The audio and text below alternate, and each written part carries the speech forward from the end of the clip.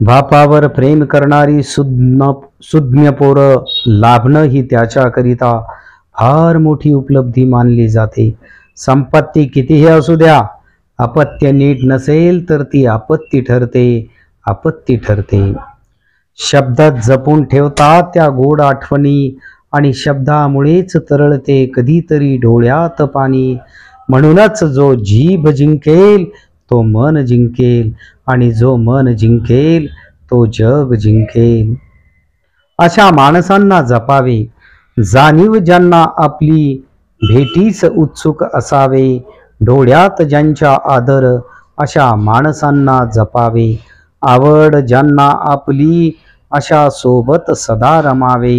सुख दुःख वाटोनी घेती अशा माणसांना भेटावे. आनंदी चेहरा पाहण्यास नेहमी